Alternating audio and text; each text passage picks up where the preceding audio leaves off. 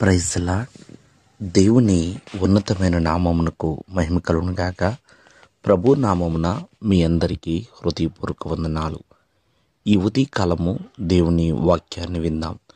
యోహాను సువార్త 2వ అధ్యాయము 11వ వచనము.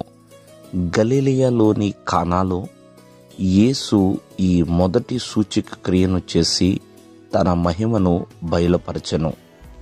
ప్రియమైన వారలారా, సూచక క్రియ నజరేయుడు అని యేసుక్రీస్తు వారి ద్వారా మొదటిగా కానా అనే ఊరిలో దేవుడు తన మహత్యమును తన ప్రజలకు చూపించాడు. అప్పటికే ప్రజలు యేసుక్రీస్తు వారి యందు నమ్మకం ఉంచుతున్నారు. ఈ సూచక క్రియ వలన ఎంతోమంది దృఢమైన నమ్మకము ఏర్పాటు చేసుకుని ఉన్నారు ఆయన పట్ల.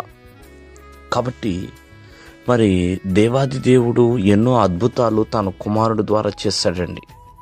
తన మహత్యమును వెల్లడి చేసి ఉన్నాడు. యేసుక్రీస్తు వారి ద్వారే కాదు, అలాగే ఆ దేవుని తన సేవకుల ద్వారా కూడా ఎన్నో సూచక క్రియలు ఈ భూమి మీద ఆయన చూపించి ఉన్నాడు.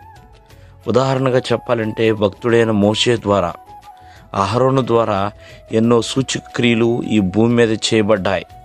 ఇశ్రాయేలు జనాంగం పట్ల, ఐగుప్తు ప్రజల పట్ల, ఎంతోమంది పట్ల ఎన్నో సూచక క్రియలను దేవుడు చేశాడండి. అంతేకాదు, ఏలియా చేసిన అద్భుతాలు కావచ్చు, ఎలీషా చేసిన అద్భుతాలు కావచ్చు, పేతురు పౌలు చేసిన అద్భుతాలైనా కావచ్చు.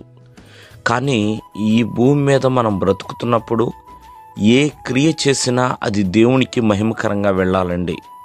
అది నీతి క్రియ అయినా కావచ్చు, సత్క్రియ అయినా కావచ్చు, సూచక క్రియ అయినా కావచ్చు, సమస్తము కూడా దేవుని నామానికి మహిమపరచాలి.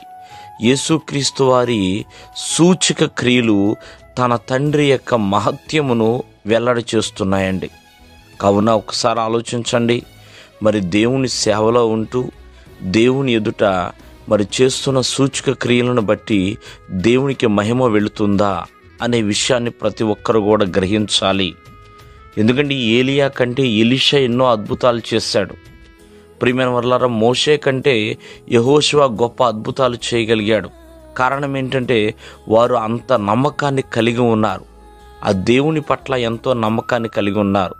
కాబట్టి ఒక సూచక క్రియ జరగాలి అంటే దేవుని యందలి దృఢమైన విశ్వాసాన్ని కలిగి ఉండాలి. ఎందుకంటే ప్రభువును నమ్మినవాడు ఎన్నో అద్భుతాలు చేయగలుగుతాడండి. కావున పేతురు గారు విద్య లేని పామరుడే ఎన్ని సూచక క్రియలు చేయగలిగాడండి. కావున ఉదయకాలమందు సూచక క్రియల ద్వారా కూడా దేవునికి మహిమ అనేది వెళ్ళాలి. దేవుడు మిమ్మును ఆశీర్వదించును గాక. ఆమేన్.